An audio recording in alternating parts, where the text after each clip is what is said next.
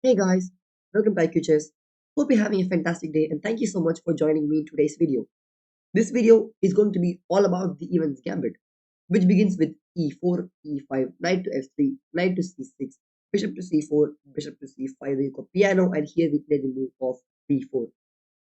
Now, instead of a simple trap video where we look at the major traps and tricks, this is going to be a broad theoretical perspective.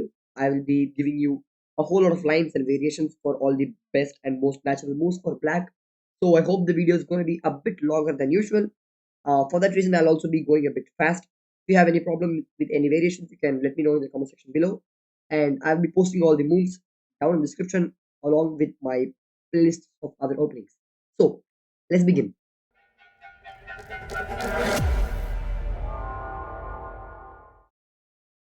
The point of the move of b4 here, which looks pretty obnoxious if you look from beginner's perspective, the point is you are basically deflecting black's attention from the center to the flank.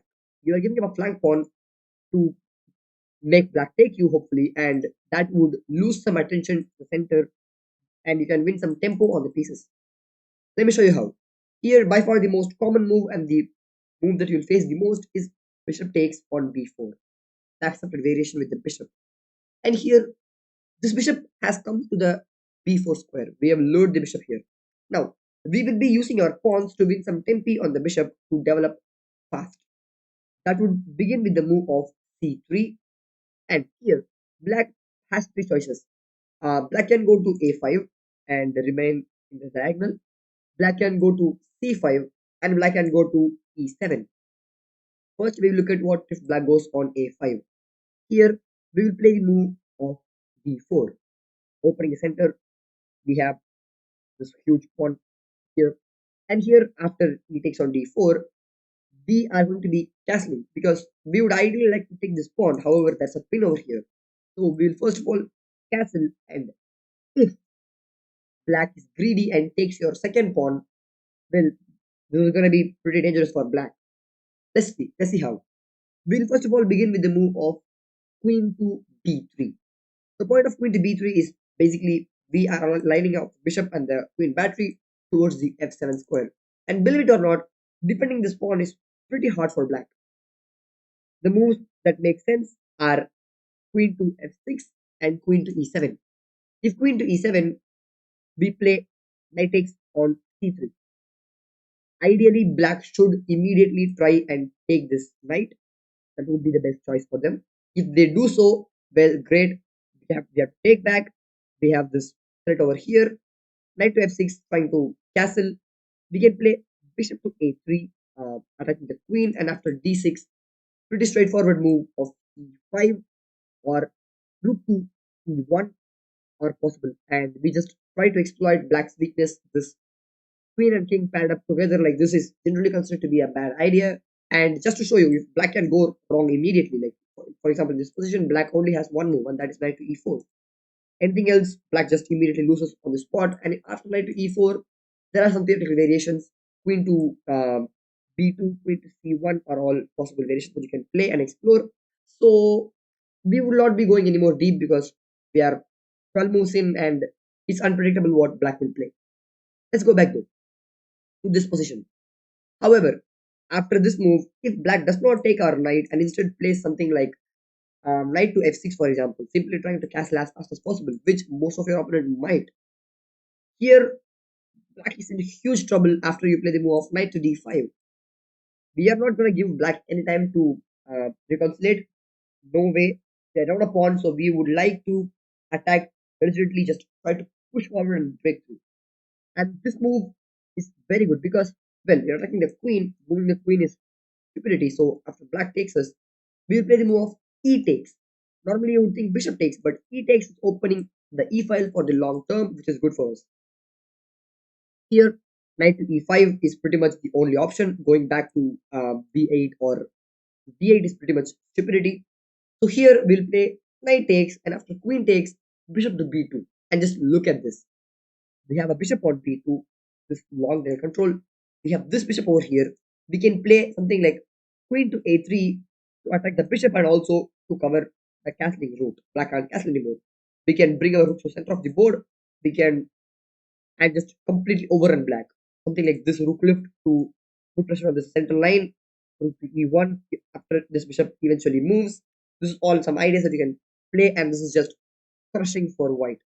And the engine gives us a 2.5 advantage to white. So let's go all the way back to this position. After castling, if black takes this, that is what will happen. What if black doesn't? If black knows what they are doing, you will typically see moves such as knight to g7, or knight ge7, or knight to f6. If knight to f6 is pretty straightforward, play the move of e5, and black has to dance around with the knight. However, this move though, there are some venomous traps for us. First of all, you can take the pawn. However, I like the move of knight to g5 more. When it comes to the gambiting playstyle, it's not about just recapturing when you get the moment to do so. Of course, we can recapture, and that is a good move, but I don't really think it's necessary because we can wait on this. Because after this move, black is in some serious trouble. Black needs, and I repeat, black must play the move of d5 to have any hopes of surviving this position. Everything else is straight up death for black. For example, if black castles here, this was the whole plan of black all along. In a gambit, if you can castle successfully, it's considered to be better for the side playing opposite. But in this case, it's not so much. We'll play the move of queen to h5, and look at this. We have attack over here, and this whole threatening on the king side.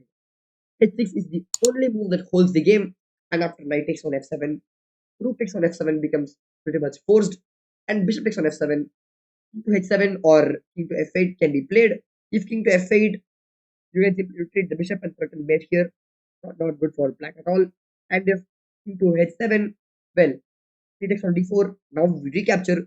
We have even here you can play moves like f4, trying to exploit the king side, or take it and then go for the move of f4. We have the sacrifice lurking. This knight can't really take us because pretty much we go in and then we cause a lot of trouble to black. We have this knight coming out to a3 and trying to get this bishop if possible because this bishop is covering our e file. That would be devastating for black, and this position is so close to being dead lost. And with perfect play, black will be able to get to around +2 or +1.5 ish. Still, definitely a huge advantage for you. So that would be what if black does this whole thing. It takes some castling. Let's go to the other variation. If black does not want to play this move, the two other choices for black would be to go to c5 or e7. Obviously, going to f8 is pretty stupidity, and going to d6, although it doesn't look good, is actually one of the best moves, believe it or not. The best move of the position is knight bishop to a5, and the second best choice of the engine is this. However, I don't really believe that anyone would be crazy enough to play this against you because this move looks so stupid it blocks the bishop. So we will be skipping that move. If you would like to learn more, you can obviously go and dig with an engine. I'll be giving all the lines in the description below. Just copy it, paste it in any engine you want. Some GUI, Lucas Chess or whatever with Stockfish or Chess.com analysis board or Lichess. It's up to you. After this, the two other moves that we'll be looking at are bishop to c5 and bishop to e7. If bishop to c5, well, we will play the move of d4. E takes is pretty much forced, there's no other choice. And after c takes, bishop to b4 check is the most common and natural move that you face. And here, bishop to d2. We will be exchanging the pieces, and once again, knight to f6 or knight to g5, knight to ge7 are the two most common moves. And if knight to ge7, we once again go for the whole trap idea with knight to g5, trying to take advantage of the king side.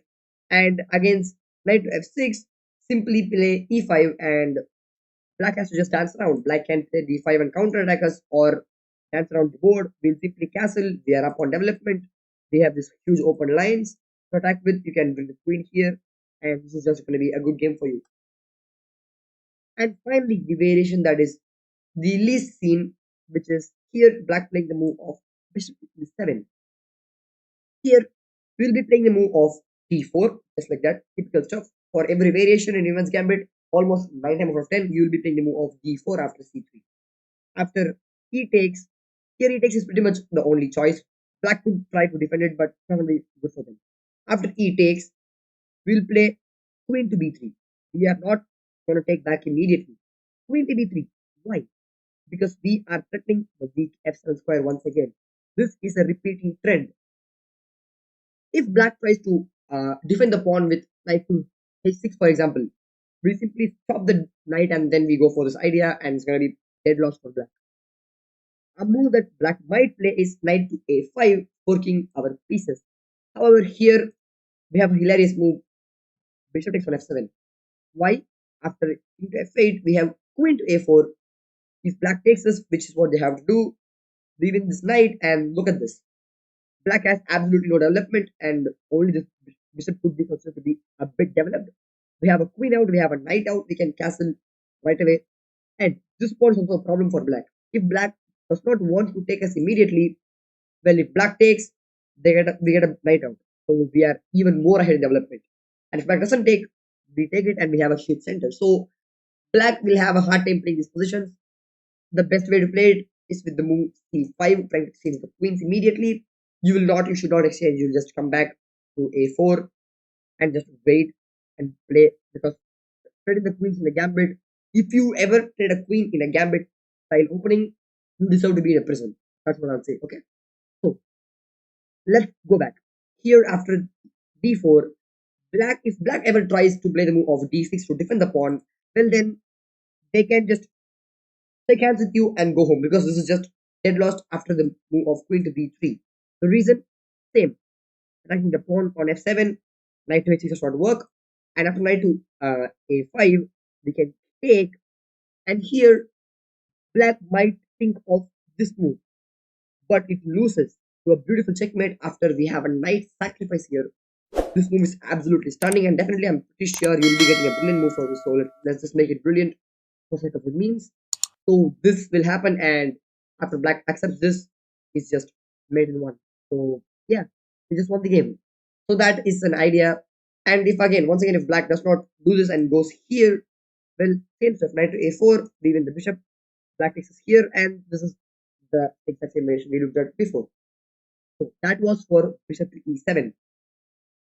So that sums up all the moves after black accepts our pawn with the bishop, and we play the move of c3. These three are the moves, and we have to them. Now, the other choice for black here would be to take the knight.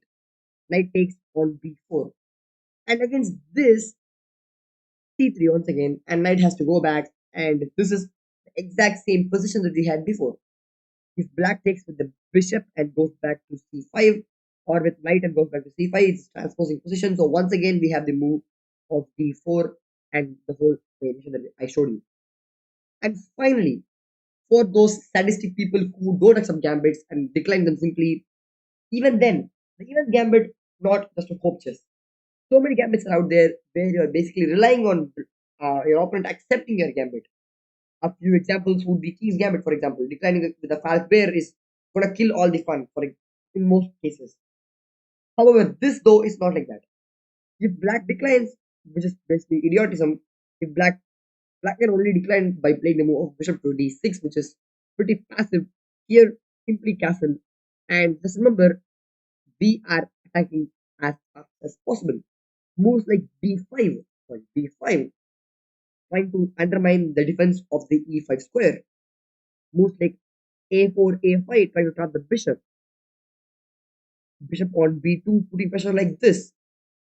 d4, giving up the pawn to open the e5. Eventually, after knight comes to f6, are all choices that you can use in your game. Not mentioned rook to e1 is also a good choice. Knight to c3, trying to develop naturally. This is just simple chess. You cannot really study the declined variations, because there's not one move that black usually plays. There are multiple moves in this position. Black can play d6, a6, knight to f6. All these are good moves. Even queen to f6, I believe, is a good move. So let's not discuss this variation as much. If anyone plays this, just stick to the basic principles. Don't do something stupid, and you'll be nice. So that would be for today's video, guys. I hope you enjoyed the video. If so, please try support hitting the thumbs up icon down below.